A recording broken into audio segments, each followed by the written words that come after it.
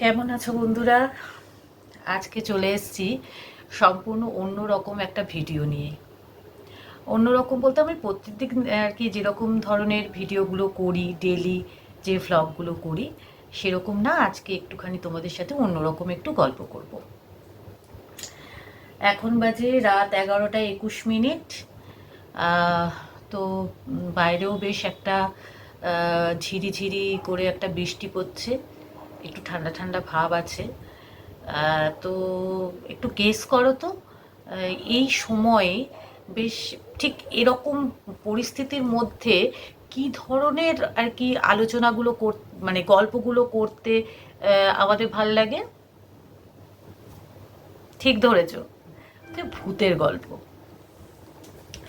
তো ভূতের গল্প বলছি, ভূতের গল্প বলে বলছি ঠিকই, কিন্তু আমি যে মানে আজকে এসছি কিছু মানে আমার কিছু চেনা জানা বন্ধু, স্থানীয় আত্মীয় স্বজন, তাদের মুখ থেকে শোনা তাদের জীবনের কিছু এক্সপিরিয়েন্স। দেখো, এখন হচ্ছে ভূত ব্যাপারটা, ভূত আছে কি নেই সেটা নিয়ে আমি কোনো বিতর্কে যাচ্ছি না। এটা নিয়ে বহু বিতর্ক আছে। একদল বলে, একদল ভূতে বিশ্বাস করে, একদল বলে ভূত বলে কিছু নেই। কিন্তু আমার এটা আলোচনা করার মানে কিন্তু এই নয় যে আমি এই ভূত ব্যাপারটাকে প্রমোট করছি, এরকম কোনো কিছু কিন্তু নয়। আমি শুধু মানে আমার কিছু বন্ধুস্থানীয় বা আত্মীয় স্বজনের মুখে শোনা তাদের কিছু এক্সপিরিয়েন্স আমি তোমাদের সাথে আর কি আলোচনা করছি। কারণ আমার মনে হয় যে ম্যাক্সিমাম মানুষই কিন্তু এই ভূতের গল্পে, ভূত আছে কি নেই সে পরের ব্যাপার, কিন্তু ভূতের গল্পে তাদের বেশ, ভূতের গল্প জিনিসটা তাদের বেশ মানে আনন্দ দেয়, একটা অন্যরকম একটা অনুভূতি দেয়। সেই কারণেই আজকে আমার এই ভিডিওটা করা। তাহলে আমি শুরু করি বেশি কথা না বলে। প্রথম যে গল্পটা মানে ঘটনাটা আমি বলছি, সেটা হচ্ছে আমার এক বান্ধবীর মুখে শোনা। তো আমার বান্ধবী হচ্ছে মানে হেলথ সার্ভিসের সাথে যুক্ত, সে মানে কলকাতারই কোনো একটা হসপিটালে কর্মরত। বলছি মানে এগুলো কিন্তু কোনোটাই সেই অর্থে বিশাল ভয়ের বা মানে একটা বিশাল অতি প্রাকৃত এরকম কোনো কিছু ঘটনা না। এগুলো হচ্ছে একটা কি বলতো, মানে ঘটনাগুলো এরকম যে একটু শুনলে গায়ে কাটা দেয়। হ্যাঁ, তো যাই হোক, তো বলছি তার কথা, একটা তার একটা নাইট ডিউটির কথা। আমি ঘটনাটা তার বলছি ঠিকই, তাহলে আমি আমার বলার সুবিধার জন্য আমি আমি আমি করে বলছি আর কি ঘটনাগুলো, মানে আমার নিজের দিক থেকে আমি বলছি, ঘটনাটা বলতে আমার সুবিধা হবে তাহলে। তো ওর ভার্সানে মানে ওর ইয়েতে আমি বলছি যে ঘটনাটা যে ও একদিনকে নাইট ডিউটি আর কি ছিল। সেই সময় ও যে আর কি ফ্লোরে নাইট করতো, সেই ফ্লোরটা নিয়ে সকলের মধ্যে একটুখানি এরকম কথাবার্তা আর কি রয়েছে, একটুখানি ভয়, ভীতি, এগুলো একটা ওই ফ্লোরের ইয়ে নিয়ে রয়েছে। তবে কি বলতো, এটা কিন্তু হসপিটাল মাত্রই বা কোনো নার্সিংহোম মাত্রই এরকম কিন্তু একটা গল্প কিন্তু এরকম চালু থাকে প্রতিটা জায়গায়। তো যাই হোক, ও সেরকম পাত্তা দেয়নি। ও যে ফ্লোরটায় ওকে, ও প্রথম তখন চাকরি পেয়েছে, গিয়ে ওর যে ফ্লোরে ডিউটি দিয়েছে ওটা ওর প্রথম নাইট। তার আগেও কিছু কিছু এরকম ঘটনা শুনেছে, কিন্তু ও ভীষণ টাকাবুকো মেয়ে। ও ওই সমস্ত ভাবনায় যে ওর মনেতেও আসেনি। তো এরকম একটা ঘটনা ও শুনেছিল ওর বান্ধবীর মুখে, যে জানিস তো এরকম আমাদের এই ফ্লোরটায় রাত্রিবেলা অনেকেই এরকম মানে অনেক রাত হয়ে যাওয়ার পর এরকম মনে হয় যেন কেউ চেয়ারটা টেনে নিয়ে বসছে, মানে এরকম আওয়াজ সামনে বসেই পাওয়া যায়। মানে নিজে বসে থেকেই এরকম আওয়াজ পাওয়া যায়, যেন মনে হয় পাশে কেউ চেয়ারটা টেনে নিয়ে বসলো। এরকম একটা অনুভূতি নাকি হয় কারুর কারুর ক্ষেত্রে। কেউ কেউ নাকি সেটা সেই তাদের ওই সেই অনুভূতিটা হয়েছে। তা ও তো হচ্ছে একদমই মানে এইসবের উপর দিয়ে যায়। ও বলে না, ধর এইসব যত উল্টো পাল্টা যত গল্প, আমাকে ওই সমস্ত বলে লাভ নেই, আমি ওই সমস্ত বিশ্বাস করি না। তো যাই হোক, এবার সে বলছে যে বিশ্বাস করবি না, আমার নাইট ডিউটির সেকেন্ড দিন, 3টে নাইট করতে হয়, তো সেকেন্ড দিন আমার মাথাতে একটা বারের জন্য এই ধরনের ঘটনার কথা মনে আসেনি যে আমি যে বলবো যে আমি ভেবেছি বলে তাই হয়তো আমি সেটা আমার অনুভূত হয়েছে, এরকম কোনো ঘটনাই না। আমার আমি নাইট ডিউটিতে বসে আছি, তখন রাত 2:30 থেকে 3টে বাজে। তো আমার অনেকক্ষণ ধরে বসে আছি, বোর লাগছে, হ্যাঁ, বই পড়ছি, সমস্ত পেশেন্টরাও ঘুমাচ্ছে। আমি তখন একটুখানি জাস্ট সামনে একটা খাতার উপরে মাথাটা এরকমভাবে আর কি দিয়েছে। আহ, বলছে আমি মাথাটা দিয়েছি, মানে আমি পুরো মানে মাথাটা দিয়ে আমি বোধহয় কয়েক সেকেন্ড, বোধহয় 5-6 সেকেন্ড কি 10 সেকেন্ডের মধ্যে আমার পুরো মানে আমি একদম করলাম, যে অনুভব করলাম যে আমার ঠিক সামনাসামনি যে চেয়ারটা ছিল, সেই চেয়ারটা টেনে নিয়ে কেউ বসলে যেরকম একটা অনুভূতি হয়, ঠিক একদম অ্যাকিউরেট সেরকম। আমি সাথে সাথেই আর কি সাথে সাথেই আর কি জেগে সামনের দিকে তাকিয়ে দেখেন না, চেয়ারটা যেমন ছিল তেমন আছে, কিন্তু একটা ব্যাপার সেখানে কাজ করছে। ও যদ্দূর মানে ওর মাথায় ছিল যে চেয়ারটা কিন্তু একটা সাইডে ঘোরানো ছিল। এবার ও যখন সেটা মানে দেখলো, সেটা দেখলো চেয়ারটা পুরো ওর মুখোমুখি আর কি রাখা। ও বলছে যে আমি মানে এটাও খুব অবাক হয়ে গেলাম যে কয়েকটা সেকেন্ড আগে যে চেয়ারটা অন্যদিকে ঘোরানো ছিল, সেটা কি করে কেউ নেই, কোনো ডক্টর আসেনি, কি আমাদেরও আরেকজন স্টাফ কেউ নেই, আমার একার ডিউটি, হ্যাঁ, সেখানে ওই চেয়ারটা কি করে আমার মুখোমুখি হয়ে গেল। তো এই কথাটা ও আর কাউকে বলেনি, কারণ যত এই সমস্ত কথা দেখবে বলা হবে, হ্যাঁ, তত এই ধরনের ব্যাপারগুলো আরো ঘটবে।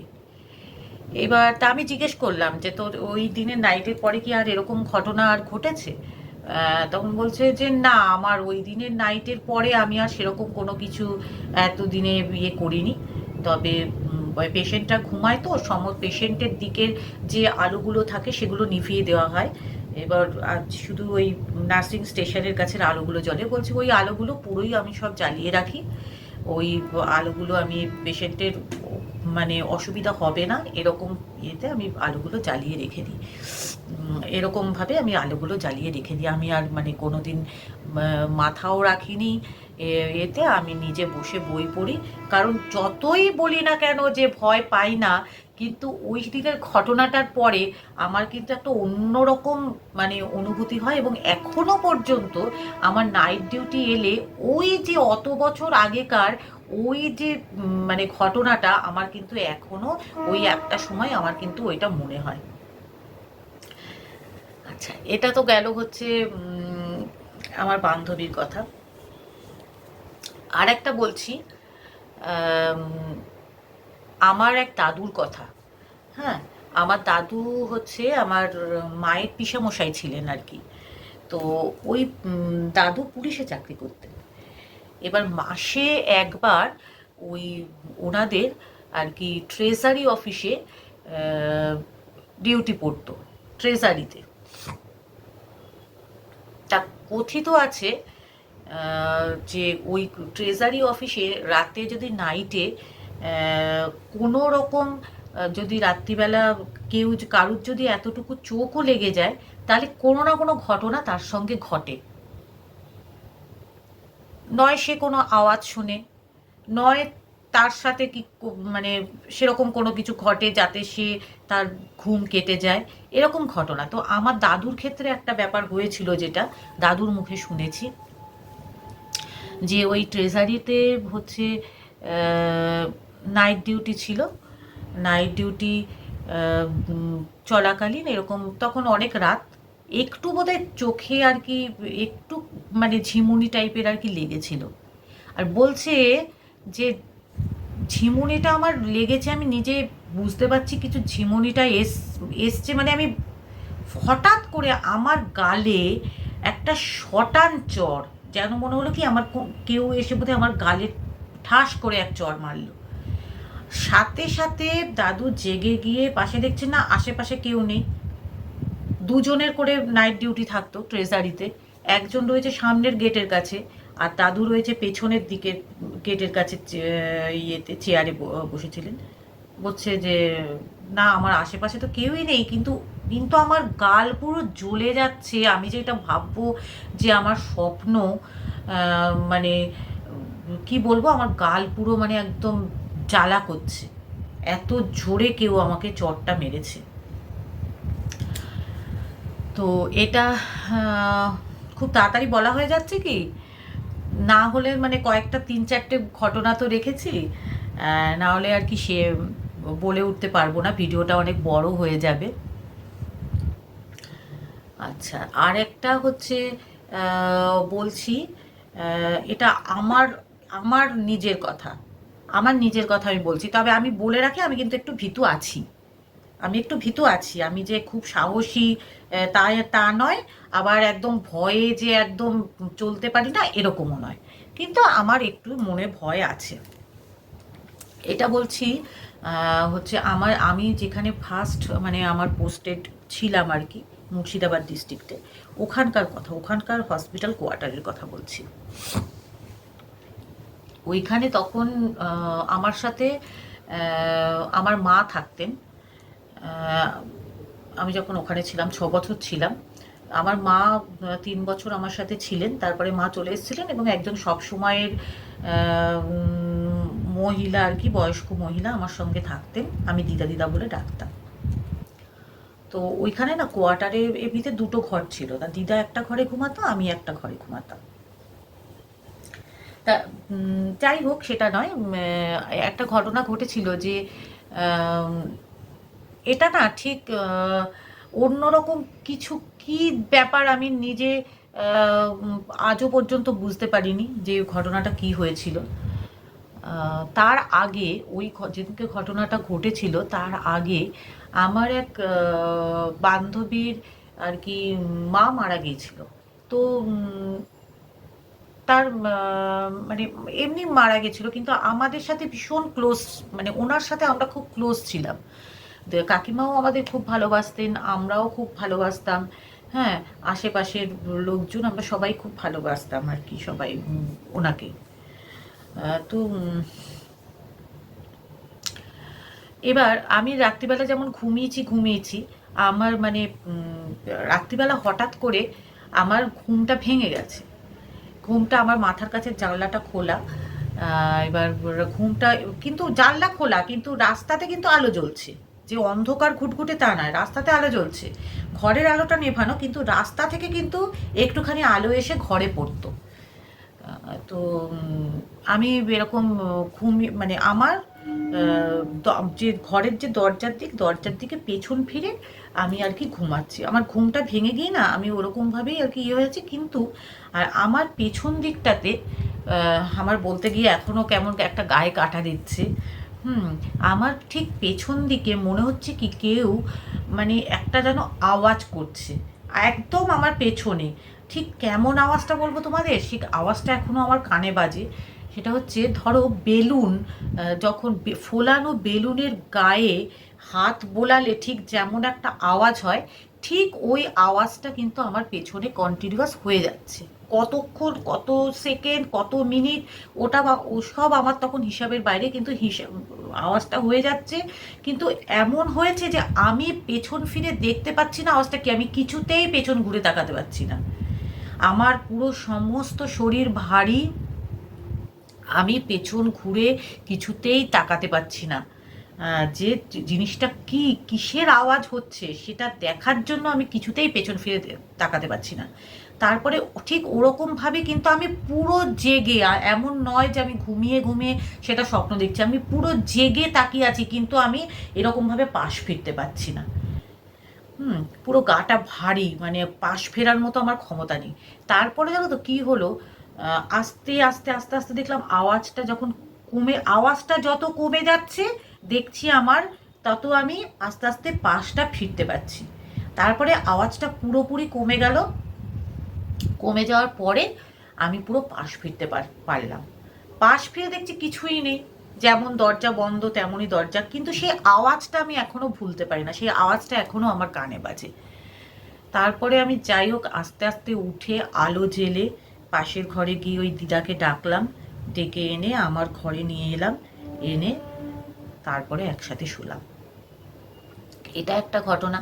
আর একটা ছোট্ট ঘটনা বলি, এটা হচ্ছে বেশি দিন আগেকার ঘটনা নয়। এটা এটা এটাও হচ্ছে আমার একটা নাইট ডিউটির ঘটনা আর কি। আমার মানে আমি যেখানে ডিউটি করি আর কি সেখানকার ঘটনা। তো একটা পার্টিকুলার একটা অনেক পেশেন্টই তো রয়েছে, এবং হসপিটাল মানে জানো যে পেশেন্ট আসবে, তারা ভালো হবে, বাড়ি যাবে। এবার এমনও নয় যে সবাই বাড়ি যেতে পারে, কেউ হয়তো সেখানেই এক্সপায়ার করছে, মারা যাচ্ছে, এরকম আছে। কিন্তু সেগুলো আমাদের মধ্যে মানে কোনো রকম ভয় বা ভীতির কোনো কারণ নেই। মানুষ রোগ হয়েছে ভালো হয়ে বাড়ি যায়, কেউ হয়তো ভালো হতে পারে না, তাদের রোগটা বেশি বড় আকারের হয়ে যায়, তারা মারা যান। হ্যাঁ, কিন্তু এইসব নিয়ে কিন্তু আমাদের মনে কোনো রকম ভয় ভীতি কিন্তু নেই। আমরা হচ্ছে এরকমভাবে ব্যাপারগুলোকে দেখি না, আমাদের মনে কোনোদিন এই ধরনের ভয় ভাবনা আসে না। এবার যাই হোক, যেটা হচ্ছে এটা হচ্ছে সম্পূর্ণ একজন পেশেন্টের অনুভূতি। সে আমাকে আর কি সকালবেলা আর কি ঘটনাটা সে আমাকে ভোরবেলা বলছে। আমি যখন গেছি তার কাছে আর কি ভোরবেলা, রাত্রিবেলা কিন্তু সে আমাকে কিছু বলেনি। বলে রাত্রিবেলা তো এমনিতে পেশেন্টদের কাছে হালকা করে আলো জ্বালানো থাকে, কারণ তাদের ঘুমের অসুবিধা হয়, তারা আলো জ্বালিয়ে রাখতে চান না। জ্বালানোই থাকে, আলো জ্বালানোই থাকে, কোনো রকম আলো বন্ধ করা হয় না। তো তিনি এবার সকালবেলা আমাকে বলছেন ওই বেডের কথা, যে দিদি আমাকে না আজকে একটুখানি বেডটা চেঞ্জ করে দেবেন। হ্যাঁ, তখন আমি বলছি কেন, কি হয়েছে, আপনার কিছু অসুবিধা হচ্ছে? তখন বলছে যে না, এই বেডে না আমি থাকবো না। আমি বলছি কেন, কি হলো? হ্যাঁ, তখন বলছে যে আমার এই বেডে থাকতে একটু ভয় করে। আমি বলছি কেন, কিসের ভয়? আপনার তো আশেপাশে পেশেন্ট রয়েছে, যদিও প্রত্যেকটা মানে পর্দা দিয়ে ঘেরা রয়েছে। হ্যাঁ, কোনো ভয় নেই, আমরা বসে আছি। হ্যাঁ, সারা রাত হাঁটা চলা করছি, ঢুকছি, আপনাদের কোনো অসুবিধা হলে আমাদেরকে ডাকছেন।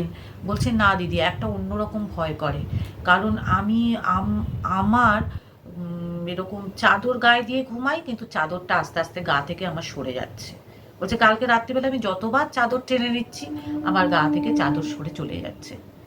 মানে আমি না শুনে সত্যিকারের ভীষণ অবাক হয়েছি ওনার এই অনুভূতিটা। এবং পেশেন্ট কিন্তু যথেষ্ট কনসাস, সে যে অন্যরকম কিছু, বেশি বয়স্ক মানুষ যে কিছু ভুল সে বলছে বা কিছু, এরকমও আমি ভাবতে পারছি না, কারণ পেশেন্টের বেশি বয়সও নয়, কনসাস।